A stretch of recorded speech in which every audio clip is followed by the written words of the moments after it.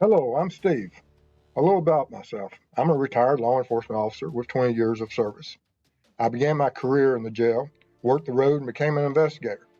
During my career, my training consisted of everything from SWAT to becoming a state certified crime scene technician. I've investigated crimes from thefts to homicides. After retiring and becoming aware of true crime and web sleuths, I started my channel for web sleuths to better understand the perspectives of law enforcement. Not only do we cover true crime, I go out into the field and assist families who have lost loved ones to homicide and their cases are considered cold. Join me as we look and bring attention to these critical cases.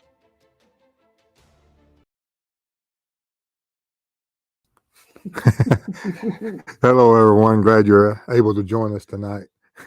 We had a little mouse slip there on her. But anyway, appreciate everybody being here. So it's your first time to the show. Always be respectful of the families, of the mods, and of each other in chat. And what will happen is we'll have a slide presentation at the end of which I will be answering some questions for you. And so with that being said, we'll get in there. Once again, we're going to be looking at the homicide, now it's been classified as homicide, case of Stephen Smith in South Carolina, which has finally got the attention it deserves after we have the trial of Alex Murdaugh and him being found guilty of those homicides. And then from all the attention that was brought forth and some of the other deaths that had been linked to the family possibly or just associated through rumors and everything, it brought the necessary attention to this case, and it is finally getting in there and getting the attention it deserves, and we're going to give it more attention. On our last show, I looked at what, as an investigator, becoming aware of and being dispatched out to a potential homicide or a unknown type of a death. And upon the arrival of what the officers would do for the first responding officers, and then also as investigators, what we would look at and evaluate, and what directions would we take, and how we would find those critical first hours of the investigations, and which way we would go from identifying and trying to gather as much evidence as we can.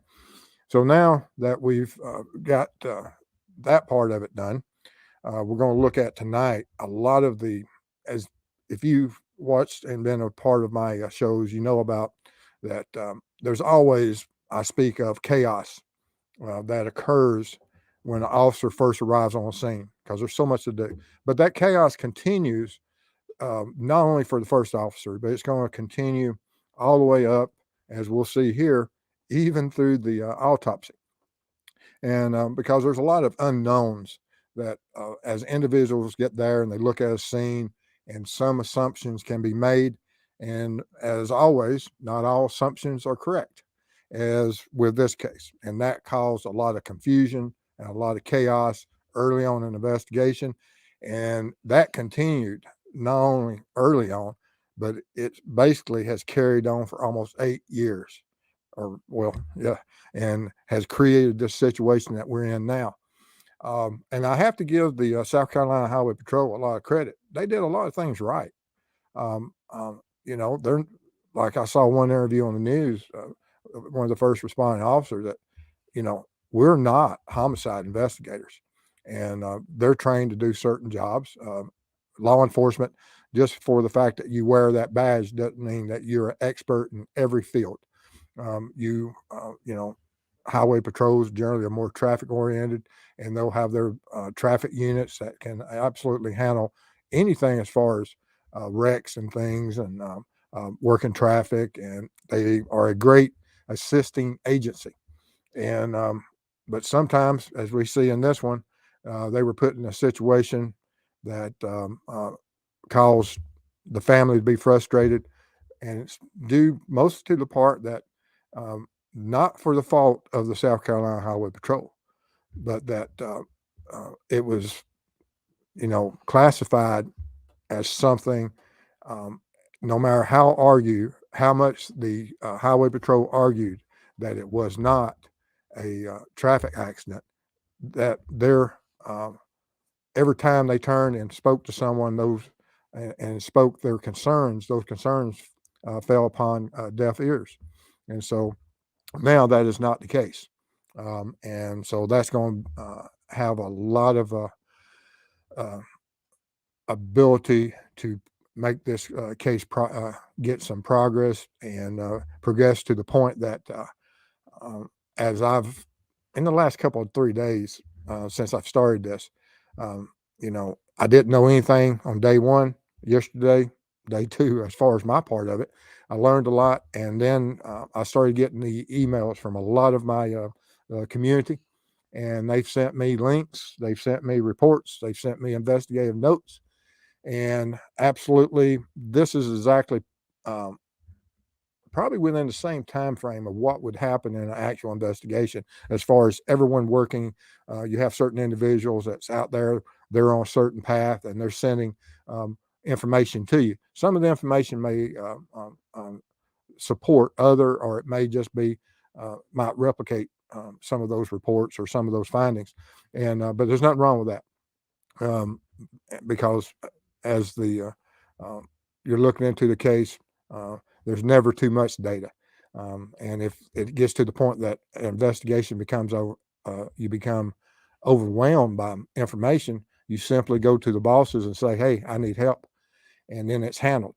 Um, and and hopefully the case doesn't fall upon deaf ears when you need other agencies. And it appears that sometimes in this case, it appears that people were passing the buck and pointing fingers that this is what it is. But let's get into it. Of course, we have Stephen Smith here with his mother, Sandy, who has been fighting for justice for all these years and finally has got the attention, has the attorneys, and has the attention of the state. And now she's already contacted during her fight everyone from presidential candidates to uh, uh, people within her state running for different offices and trying to bring attention to it. And now she has the attention of not only South Carolina, but she's got the attention of YouTube, which is around the world and across the United States. And people want, pressure is pressure. And I most certainly appreciate all of people out there that are bringing attention to this case, because regardless who gets the message to the person that has the information on this case. Oh, there goes our dogs. But no, it's fine. But because with this attention to the case, it can absolutely bring forth that one key bit of information that can clear this case. So let's all work together and absolutely make sure we find justice for Stephen. But Eric Bland, who's an attorney for Sandy, spoke to a Law and Crime about a recent phone call. And during that phone call, he said one of the attorneys said an unidentified piece of evidence related to Smith's death was uncovered during the state's investigation into the Murdoch homicides. And what does that mean? It can mean a lot of things, and that piece of evidence can be from a lot of, and can have not only something that a lot of people are going to jump to the conclusion, absolutely, that it is something that is uh, that shows wrongdoing, and it may be. I have no idea. But there's also other reasons that people can have relationships and associations that is not of the criminal side, or the side that is always potentially something that you can be indicted for. And I say that for the fact that we all have family and friends of people out there that sometimes they do wrongdoings. We have no idea of it. And there may be some link to them to us, and we have absolutely no dealings or anything to do with their crimes or their homicides. And I'm just trying to say that so I can be as non-biased and be as level as I can looking at this case, because some of the information I looked at today, that Mrs. Steve and I read through a rather lengthy report, and it has some critical information in it. And I've got to decide how far to go into that, because I most certainly don't want to state anything that's in that one report I saw today that might interfere with the the case. I spoke to Chris about it earlier also, and so he's looking at it. And so, because we don't want to interfere with anything that we present that might harm the case. All right. Then Bland said that he was speaking to the regarding the homicide and about the about face that the state and SLED has now taken, and that the chief had told him that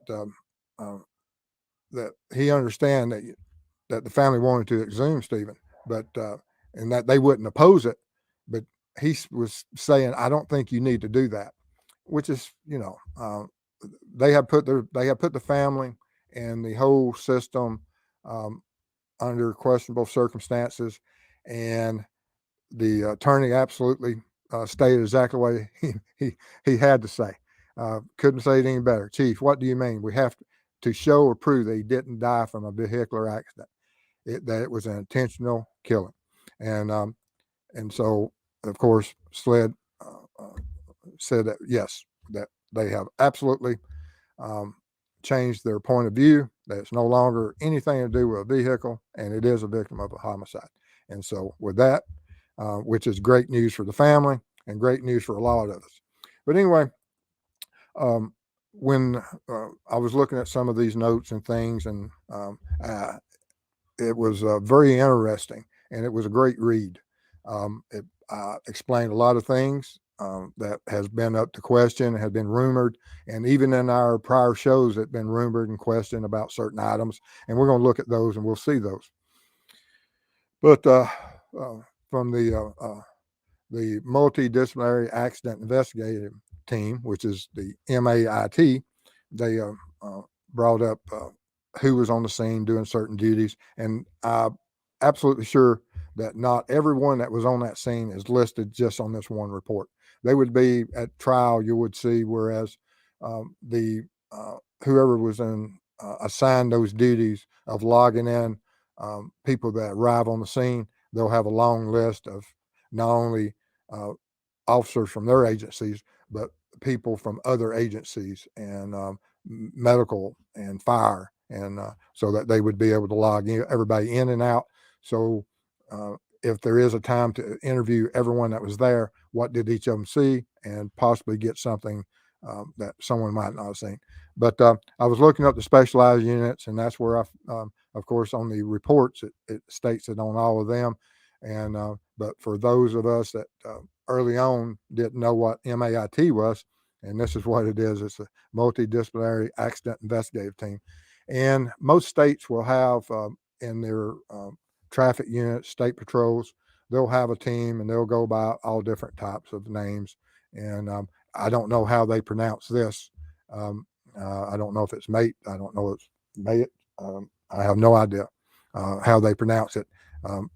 The South Carolina Law Enforcement Division is SLED, so I don't know how they would do this. But anyway, some of that report, as I was reading through it, and of course you can stop the video and rewatch anytime, and you'll be able to blow it up and read it.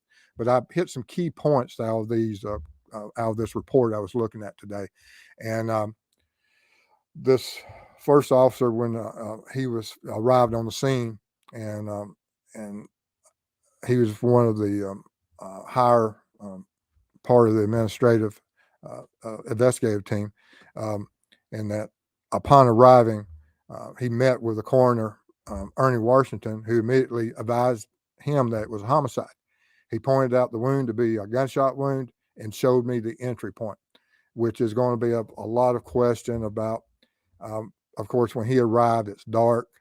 You're talking about a injury to a head that has, I would imagine, quite a lot of blood flow, because head injuries do that. There's no part of the human body I can think of that probably would produce as much blood from injuries as a head wound, because there is a lot of blood vessels up there. And he questioned it and said, I asked for clarity to make sure it was a homicide, and their response was yes.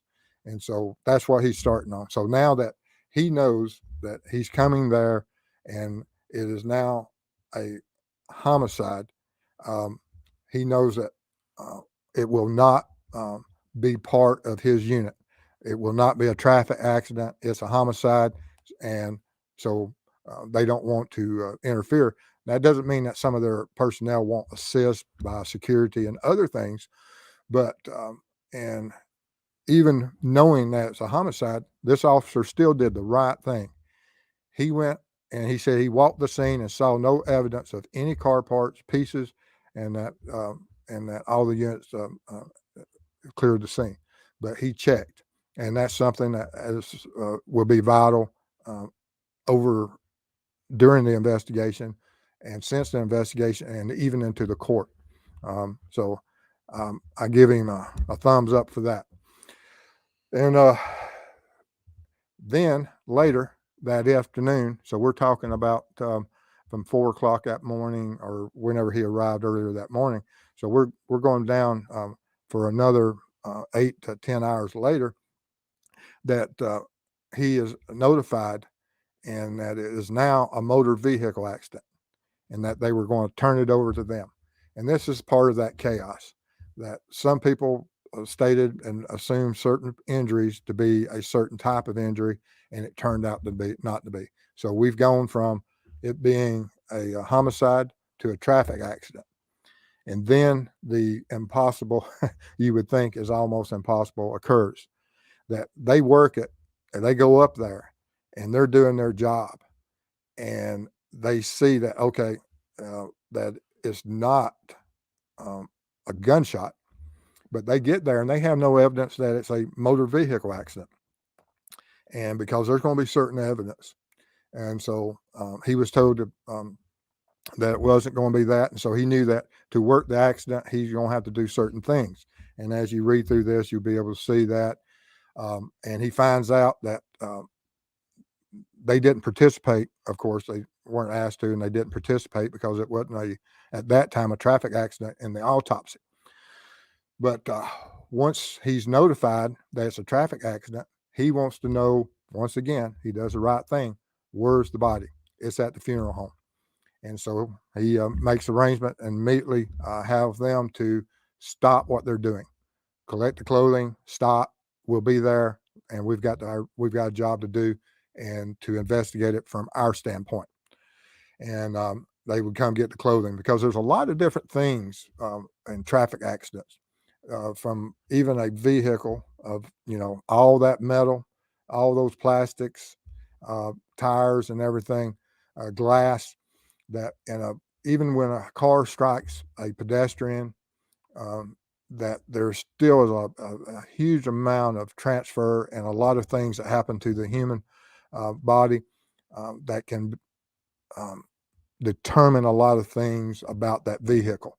The transfer of glass, transfer of paint, and all of that is important. And that's the reason that this officer was so concerned that we had to get that clothing. And so they did. And so they went over there and collected all that. And it's kind of odd because in all my days of me doing it, and on this case here, I don't understand that during the autopsy, when the pathologist was making the rulings and determinations that it was not a homicide, it was not a gunshot, and that they were going to go with traffic accident. Why wouldn't they just call them and come over to the university? And they didn't. Instead, they shipped the body off to the funeral home, which I'm sure at some point I'll get some information of why that occurred. It makes no sense to me because I would have never done that. I would have called, and actually, I was working a traffic accident where a trooper one time ruled it that this was not a traffic accident, and I was starting to process it as a homicide because still, if you work it as a homicide, it doesn't matter what it is.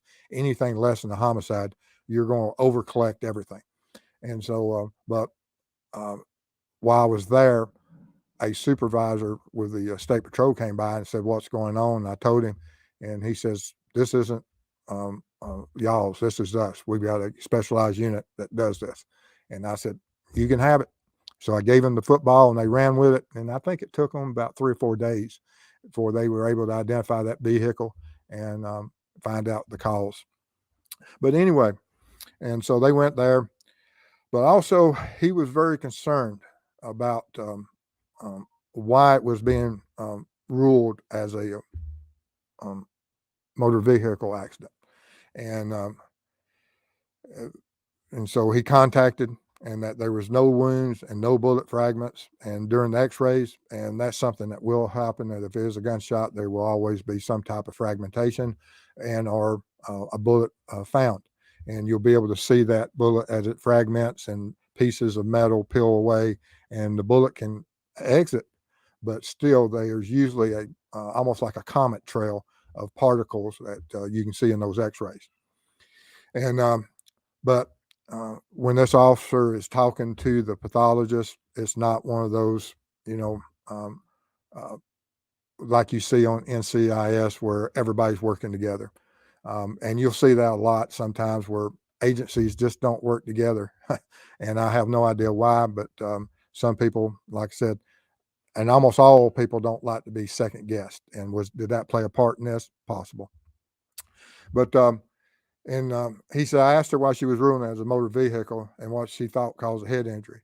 And she, I won't say the words that Mrs. Steve said this morning, but Please don't.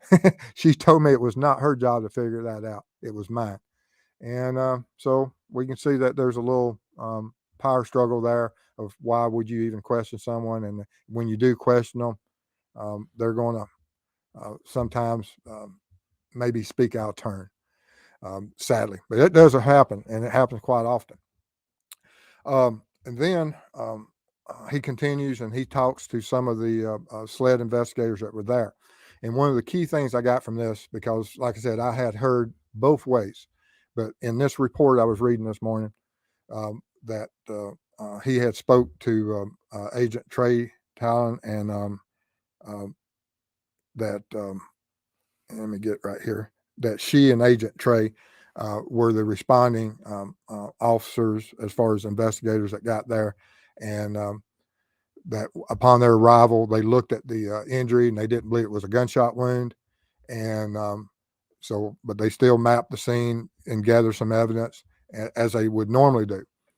And she stated they found a smartphone and car keys in the deceased's right pocket.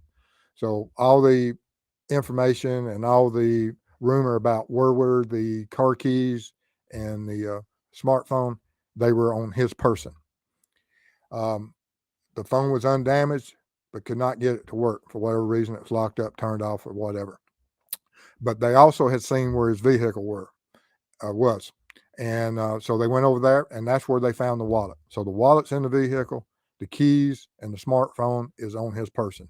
And so this is the evidence that they present, and these are the people that seized those items, and we'll put them into the evidence chain. So it's not up for a question now. And I do find it odd that he walked away from his wallet, and which I don't think he walked away from his wallet. I don't think that the location of where they found him is the location of where his injuries occur. That's just my opinion and my speculation. But I don't believe that's the case. It makes no sense that you have a pristine scene such as this, and he has certain injuries.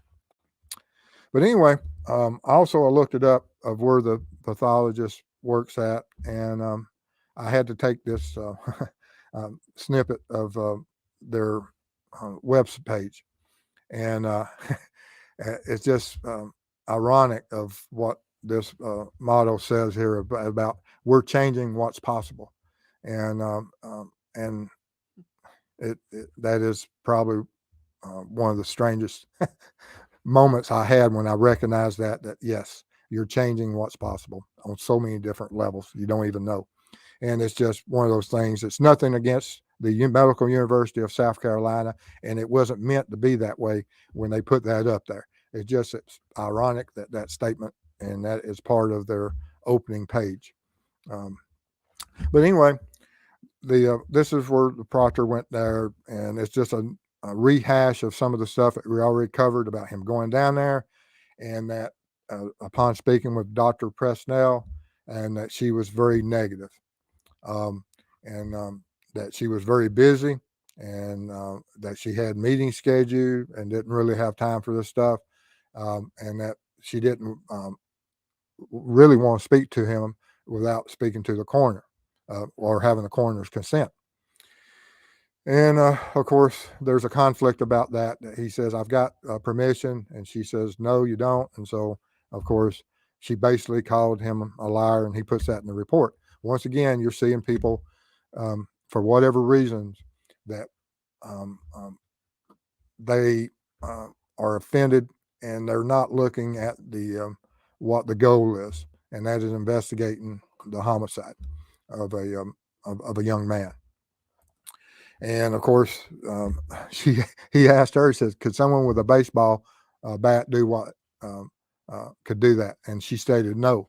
And uh, and then he asked, uh, what about someone in a moving car with a bat? And she once again says, well, I guess it's possible. And I don't really know what the difference of moving with a bat in a moving vehicle versus a bat of someone standing, what the difference and significance of that. But I'm sure that during their think tank sessions at the um, highway patrol, looking at the injuries and discussing it and trying to figure out that, well, if something to create this amount of damage, it had to have some amount of energy, and what can generate that level of energy. And it happens all the time. Investigators or anyone in law enforcement, they discuss it, and they come up with some assumptions and conclusions, and sometimes they're not right. And we don't even know if a baseball bat's involved. But and then, of course, he spoke with the coroner, and the coroner said that he does not agree with the pathologist stating that the victim was struck by a motor vehicle. And mind you, that this was happening 8/18/2015. This was happening way back then, and still it was falling upon deaf ears. And what do you do when you're assigned a case? It's given to you, handed to you, forced upon you, and it's not the type of things that you can work, and you have no evidence showing you that of all the thousands of accidents you worked, you have nothing that supports that. And so they did, with what they had to work with, they were able to. And then you have where Dr. Presnell was contacted, and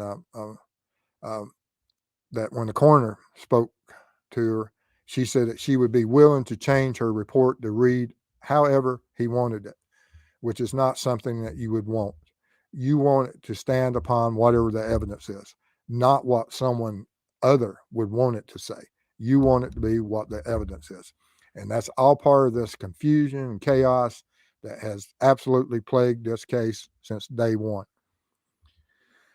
And so this is from a trooper, I think his name was Moore, that was there when he did a news interview the other day.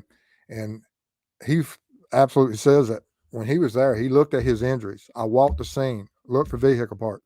The road was clean. There was nothing on it, no parts, no glass, no fragments, no anything. And he said, I was confident when I left that this is not a wreck, that this is a homicide. And so it turns out he is absolutely correct, because now SLED has looked at it and said, nope, we're going to look at it as a homicide. And then he says that he even went to the point and he tried to hand them the file. And at some point he went to the sheriff's office and said, hey guys, this is the evidence we have. It's not what y'all are saying it is. And this is why. And they would, they would not take it. And so it said they would not take it with their hands. And in police speak, I think that means I left it on their desk. That's the way I read it. That, okay, they would not take it with their hands, but he was told to go and deliver it. He delivered it. And what they did with it, probably, and I'm speculating here, but I don't know what they did with it. And he stated that Stephen was, homicide was either there or elsewhere, and he was dropped there. And so we have to go by that. Then we have that, once again, like I said, just reiterate what Bland said, that that SLED will reclassify, and it may just be an in-house reclassification because the death certificate may have to be changed from what it was, and that takes the coroner and pathologist and all those. I don't know what the state laws are in South Carolina, but whatever that procedure would be. But with in-house of a law enforcement agency, you can always, they can classify it for whatever they want. It doesn't carry the weight of what that death certificate does. But anyway, that SLED said they would be present and participate in any exhuming of Stephen's body to gather more evidence. And that would be the end of the presentation. And so with that being said. Okay, hold on 1 second. Okay. But I appreciate everybody being here tonight. And we'll get in, like I said, with this. I will be looking at the next section because I wanted to go through this. And also, I've got to get some clarification. I may have to call South Carolina to see if some of the information that has been released, if that's something that we should even talk about. And if not, then I won't. So I've got to see, because we most certainly, like I said, I want to play no part in anything that might jeopardize certain individuals being investigated. Okay. Let's see here if I can multitask. All right. Let's see here. 8:31. All right. Okay. All right. And we're going to have some blue lights going on. Okay. Let's see here. Lee actually rejoined. So thank you so much for that. We appreciate that. Absolutely appreciate it. Let's see here. And Honeybee, why do victims and family have to fight for justice? This is the U.S., for crying out loud. Well, amen. And I understand, but also, and I'm not taking up for law enforcement or any of these investigative agencies. And, everyone has a budget they have to work under. And within that budget, you can only hire a certain amount of personnel.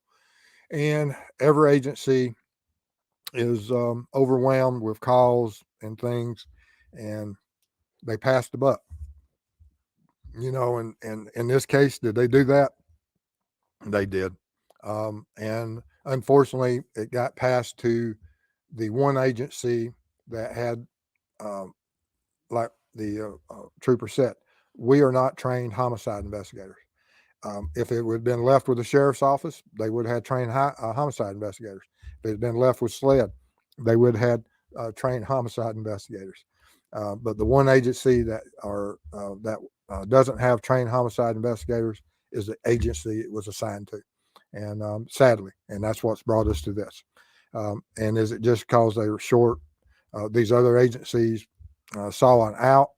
And if that's the case, hopefully the pressures that they will face will correct any of this issues ever arising again. I doubt that, but hopefully it will. Okay. And we're going to run through some super stickers. Okay. All right. I like my blue light. My hand's working tonight. All right. Walkie-talkie. Thank you so much. All right. And we got Kamala Norris. Hi, Mr. Steve. I'm also a Mrs. Steve. Excellent. Can I get one of your blue light specials? Thank you, Mr. Yes, Steve. you can. Look at there. In this case, is for fascinating. Thank you. All right. And we got more. We got Cynthia. Thank you.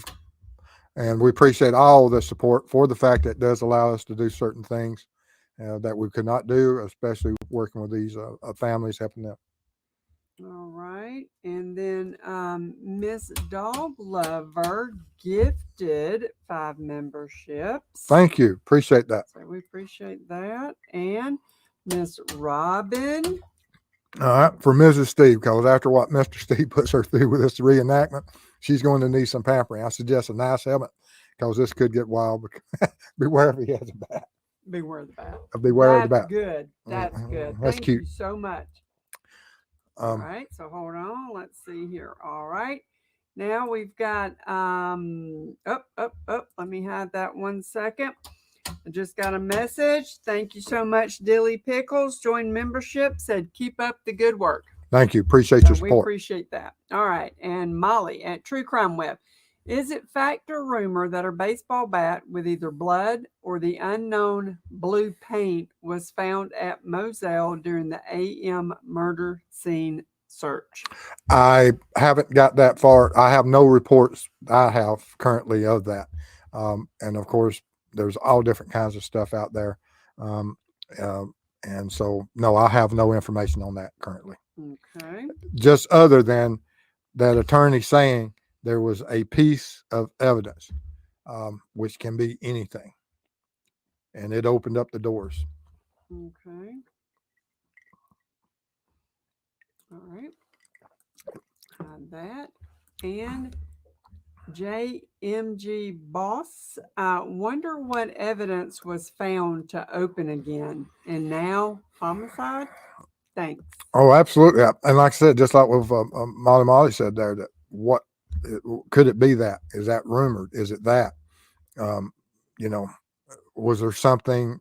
Could it have been a picture of two individuals together, and that could be any individuals, not just Buster. There could have been some other type of evidence there that struck the interest. And is it that? Is it, um, you know, a broken mirror? I mean, or not a broken mirror because there wasn't a mirror broken that we know of on the road. But was there other evidence of his presence on the property? And that could be the case. Doesn't always have to be a weapon. It could be any type of evidence showing some type of relationship of Stephen Smith and this family. All right. And Miss Dog Lover. Hey, Steve, are you still looking into Evansdale? Yes, I talked to Drew last week, Mhm. and I will hopefully everything will run through with Texas in May, and then I'm Drew and has invited me to come up there in July for the memorial. I'll probably get back up there before the memorial. I've got some other work to do up there, and we have a plan of action, and we have some stuff that we need to do with neighborhood canvassing and things that has to be done. And so, yes, I'm still working on Evansdale. Okay. So that one goes away. And Honeybee, is it correct that the highway folks did not believe it was an accident to begin with? Absolutely. I mean, they argued it, and they argued it that there's no evidence of it, and it fell upon deaf ears. And but they still, I read a very interesting report, and like I said, that report has investigative notes, and they did a lot of things in there that was right. But there are some things in there. Of course, they're not trained homicide investigators, um, and there's not the um, search warrants of certain things and properties, and you don't have the search warrants of and or polygraphs and things that would normally occur during a homicide that I know of. Now they may have conducted them. I just don't have those reports yet.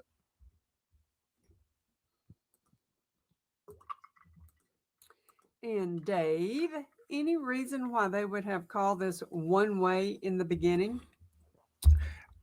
Well, like I said, I can see where the coroner gets there, and whatever he saw, whatever type of injury he saw, and if there was some type of puncture to the skull that he misidentified as a bullet entry, and pointing it out that this is an entry point. What was that, and what caused that? What type of um, weapon could create such a wound? And of course, they'll look at it and try to determine. And but then once the pathologist said no, we don't have that, and they jumped 180 degrees from well, he's found in the road, therefore it's a car or it's a truck and it's a road accident, and with no supporting evidence of that, and makes no sense. And from Grace, question, I had thought he died somewhere else. Then someone put him in the road, but there was so much blood in the road. He would have bled out first somewhere else, question mark. I don't know exactly. I haven't seen the crime scenes with how much there was, and I don't know how much washed down that maybe fire department or someone comes. A lot of times on some of these cases, once all the evidence is gathered, that they will go out there and they will do a wash down. So I don't know um, all the how much of a pool was there. Don't know if there's any kind of cast off uh, blood spatter that would occur during an assault. There's none of it mentioned. Uh, and they were looking, and do we have photographs of it? They said that these photographs were taken of the area because even here on this slide I have here, that they have plenty of photographs. All of them have been secured. And if with blood spatter, you're going to see it. Blood trails, you're going to see it, and they don't mention them. And if you don't have them and you don't mention them, and how can you sustain those injuries and it just be located without some type of a fight scene or as a person is injured as they stagger out into the road, just like we saw with the injury to Paul, that from the moment he received that upper chest injury, um, there's a blood trail as he went and proceeded towards the door. Well, you would see the same thing. You have over a 7-inch laceration to your skull. There's a tremendous amount of blood loss there, and there will be blood trails. I hadn't seen any evidence of that, and or mentions of it, and so until I see that, then it does appear to be that he was placed there. Ready for me? Mm-hmm.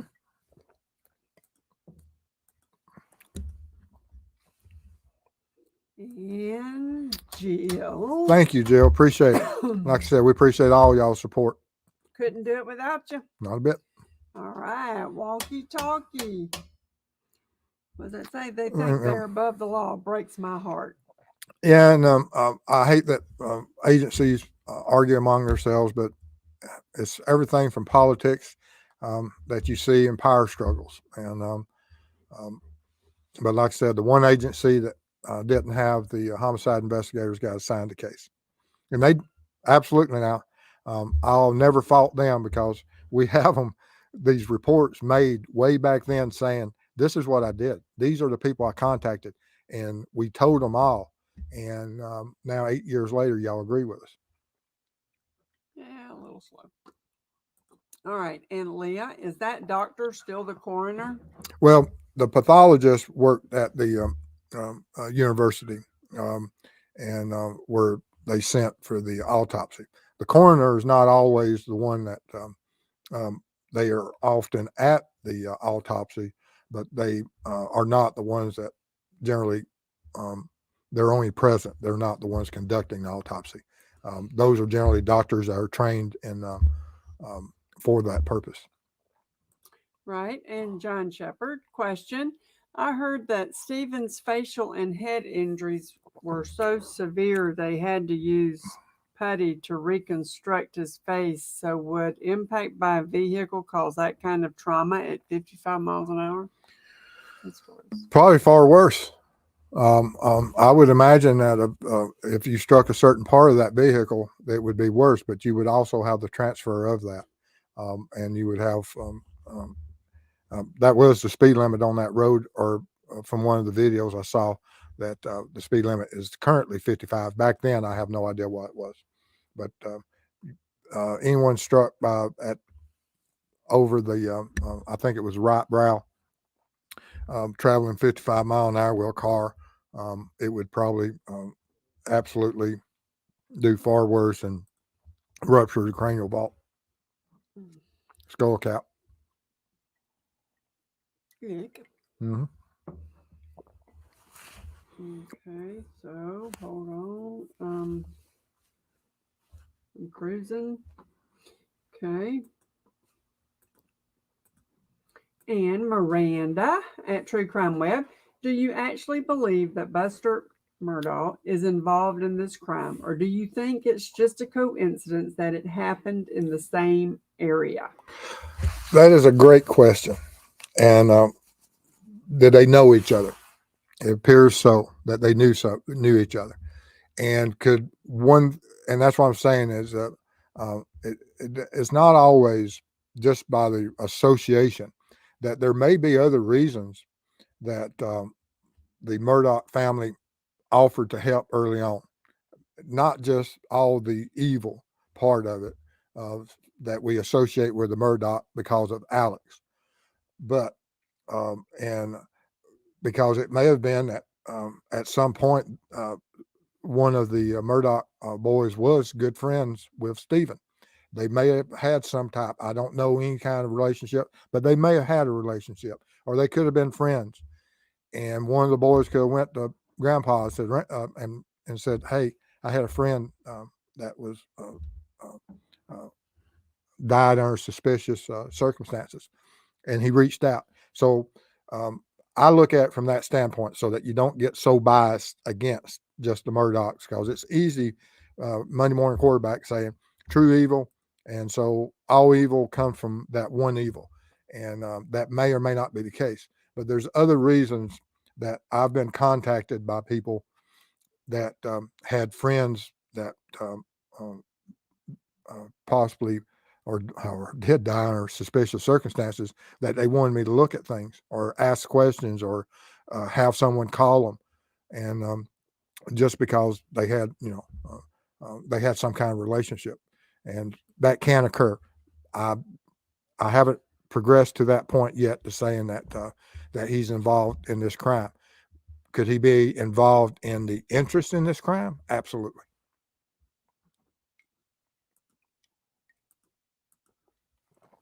And Marge, I think it's highly suspicious that Randy Murdaugh offered to help Stephen's mother at no charge. What is up with that? That's why I was the last question in this one is the exact answer or angle I was going at. Either it was through friendship or it's through evil.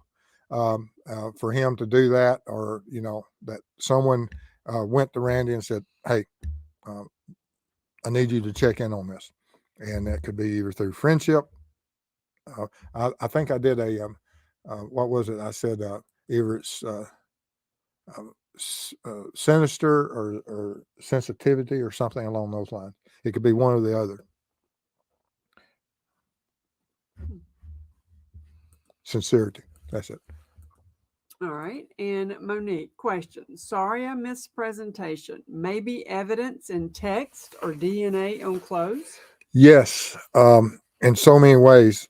If this homicide occurred in any other environment other than that road, and I don't think it occurred on the road, um, and until we see evidence that it occurred on the road, I'm not going with the road, um, because a lot of things, of course, uh, can happen, and but until we have it, I'm, I know some of the family in the report I saw today said that there was a shoe print on down the road. I don't know whose shoe print or if it was his shoe print. Don't know that yet.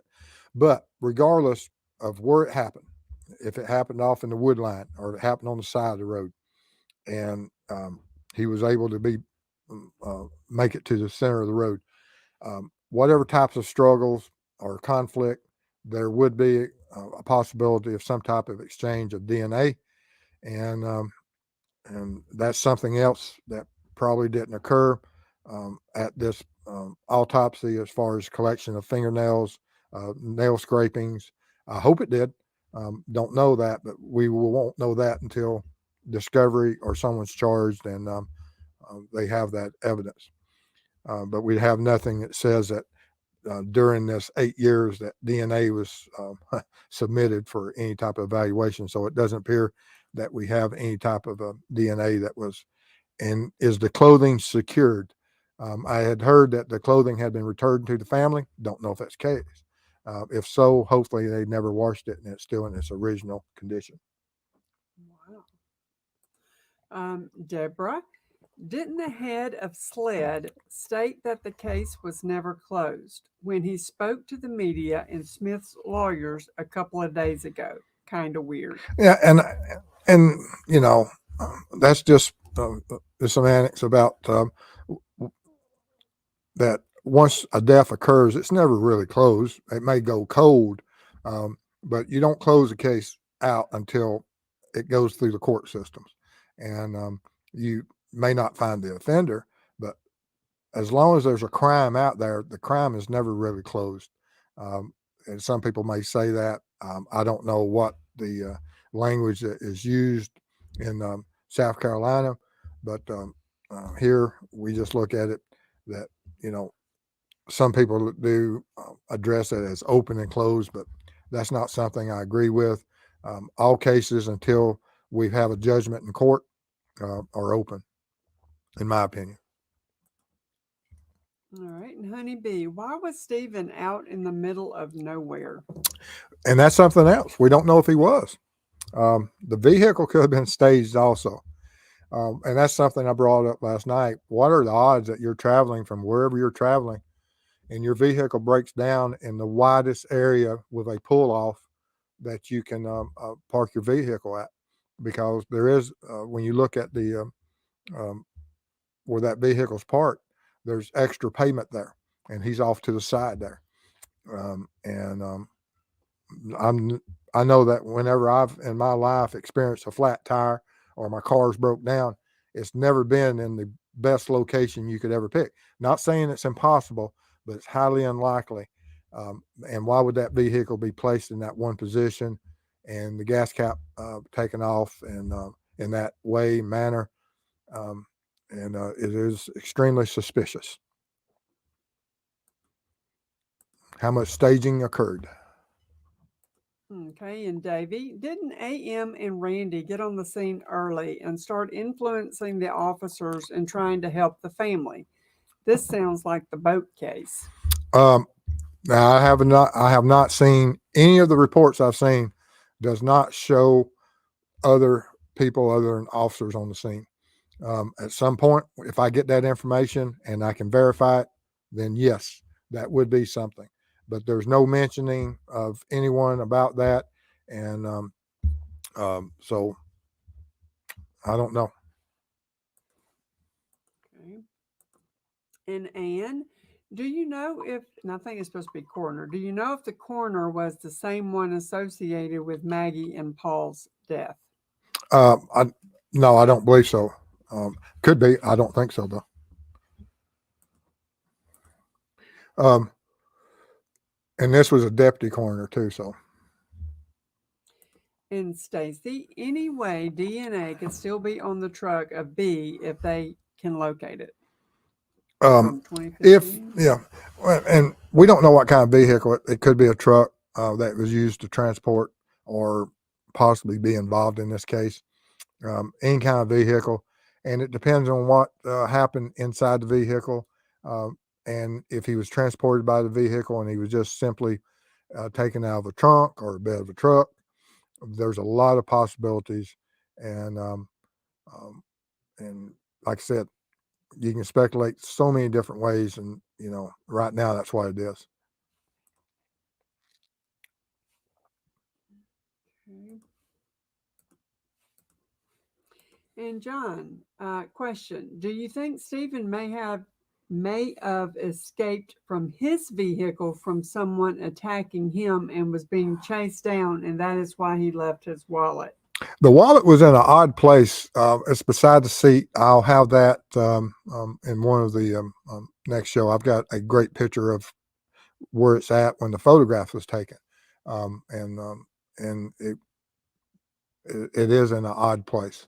And the from inside the vehicle, when you see how cluttered that vehicle is, it doesn't appear that um, he was one that had a lot of passengers in his vehicle. There's a lot of clutter in it, book bags and things on the front seat. It now is that part of the staging too. Only the family would know what his um, uh, manner of travel was, how well maintained he kept his vehicle, and only speaking to his sisters and people in the family would we know that. Um, if that vehicle had been rummaged through, or is that the way that he normally kept his vehicle? Okay. It appeared to be quite cluttered to me.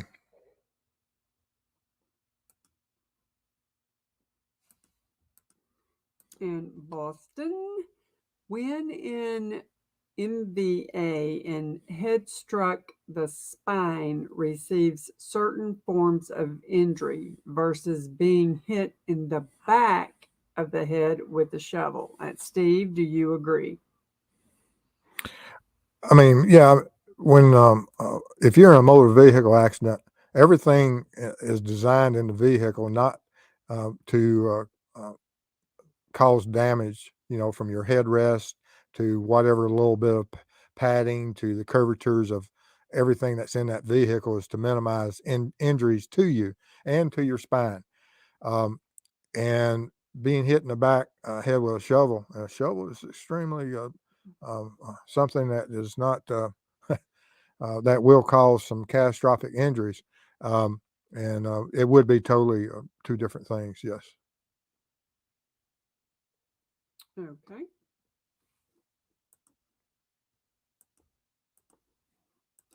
And Redshift, are there cases of hit and run homicide where no auto debris is left behind? You know, not in my career. I always saw something, even in the one that I was working where the second supervisor of the trooper came up and he saw the shoe and he saw the glass and he said, "No, this is a motor vehicle accident. It's not a." Uh, uh, the first trooper stated basically that no, it's not an accident. Someone just um, dumped a body here, and but the second trooper supervisor came in and said overruled him. And I've never seen any type of motor vehicle accident that there wasn't some type of debris when there was a death involved. Those cars will explode. All right. And John, did Buster ever say he talked with Stephen or was friends with him as he may know something? And that was something. Now that was one of the failures that we don't have. That, as far as we know, none of the Murdochs were ever talked spoken to. And now it doesn't mean now the set of reports I was looking at and the notes I was looking at were very basically from one or two officers, and so they're very limited. That doesn't mean that there weren't other officers that talked to them, but the ones that I have show no indications of speaking to but one or two individuals. And I think they played ball and went to school together, so I'm sure at some point they spoke to each other and what their relationship could be. And I know that I think in the documentary that's on Netflix or something, there's a lot of relationship there. I haven't seen it or it's referred to or referenced, and I don't know what that is. And we'll have to see where the investigation carries it and what this one piece of evidence is, because that is a big question right now that is going to get everyone focused totally on this. And if it's for the good of the case and bringing closure to the case, so be it. I support it. And Chris is in chat. Hey, Chris. I'm telling them I spoke to you earlier today that we were talking about certain things of this case. And Right. I'm looking forward to hearing his opinion after the show at some point.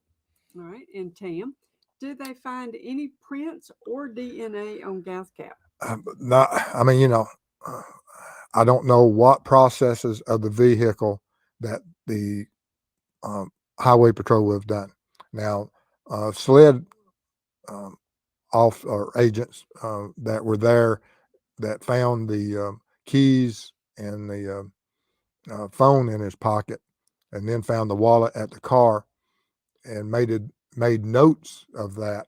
I don't know if they cut the gas cap off and bagged it and tagged it and sent it to a lab or not. I would have. Okay. And Millie, is it true that Buster's vehicle at the time was sold soon after Stephen's death? That's another piece of I've heard that rumor, but I don't know. But that would be something that they will absolutely follow up on. In Boston, at Steve, were there any other hit and runs in the area that year? And that is something that they would look at. Absolutely. Um, um, and and the troopers or the State Highway Patrol, South Carolina, would looked at that. But it turns out, as we are looking at now, that I doubt that they really looked at any other hit and runs at that time because they were so adamant that it was not a hit and run, and so they weren't looking at that. Now, will SLED look at other suspicious homicides or um, uh, suspicious deaths of individuals that are found in um, circumstances that are highly suspicious and see if they're associated? I think they probably will regarding this case, just in case we might, because I think there's some mentioning that he was there were certain risks that Stephen, as far as publications, articles that he might have exposed himself to, that would allow predators to possibly um, target.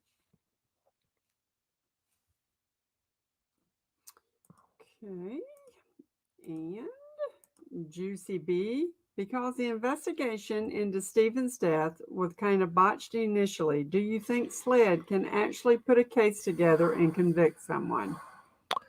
Well, there's a lot of witnesses that may not be with us current now, um, and and vehicles that were owned by people within that community because they may have rotated the very vehicle that needs to be processed may not be in the ownership, and it's been lost to time due to that as they develop uh, persons of interest or a suspect. They'll try to go back and locate those vehicles to see if they can process them in case there is some type of so uh, that would be the best way, or if they can locate a primary crime scene of where um, such a assault could occur, and look at those homes or whatever type of building or location that uh, Stephen could have received these injuries. They'll look into all of that, and hopefully they'll get lucky because it's going to take a certain amount of luck now, um, and it always has. Doing your job, and it's really not luck. It's just a matter of you covering your bases and doing the best job you can, and when you do that, you create your own luck. And now we're trying to do it 8 years later. All right. And from Anne, do you know where the S's car is currently located? Second question, does that road have heavy trees on either side, making it very dark at night? I I looked on Google Earth at that time period the year before, and the sides of the roads were relatively open.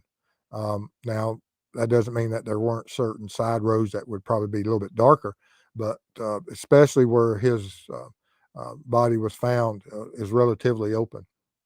And the position of where the vehicle is at that intersection, uh, and with a additional paving area where the car is off to the side, because it's a long way off the side of the road. It's not just setting on the white line.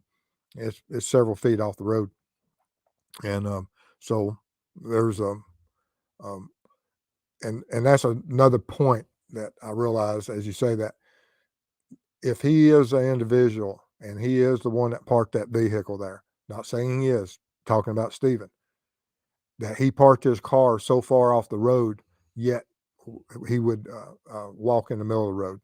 Doesn't make sense, and when it doesn't make sense, there's usually a reason for that. All right. And let's see here. Grumpy Cat, I read that SLED did not mention Murdoch in their updates. Are they ruling them out? Well, I don't know about with their updates.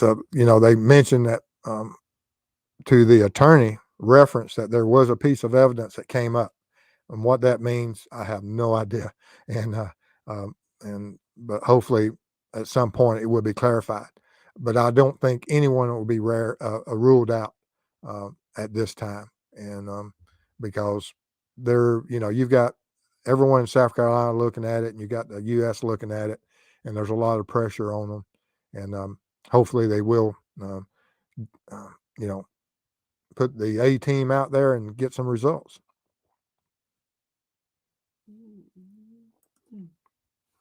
I'm doing basketball at the same time. All right, and let's see here. Tim, is it possible that they found that crime scene at Moselle and that may be the evidence? Anything's possible right now. And if they did find something that was in one part of the, and a DNA profile that is something of interest, um, surely we'll hear about that soon. And if they did, uh, that would be something that will absolutely uh, bring focus onto the Murdochs.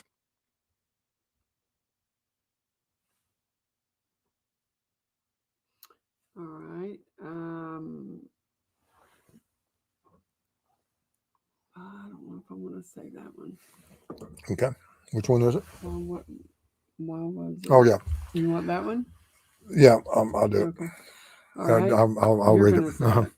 Mhm. Why was a assault kit done on at the time, and is it possible?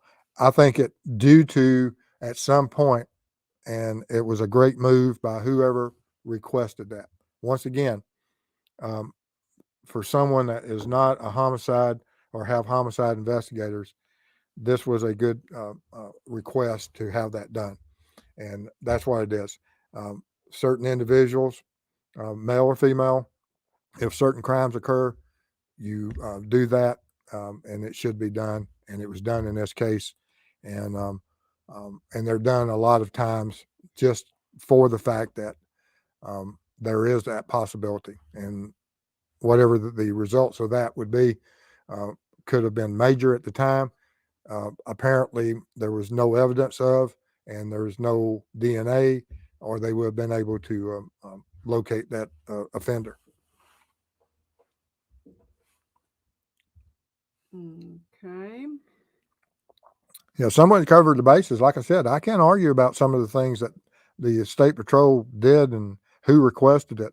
You know, you know, just to cover the bases. And if they did that, once again, I have to tilt my hat off to them. All right, and that is it.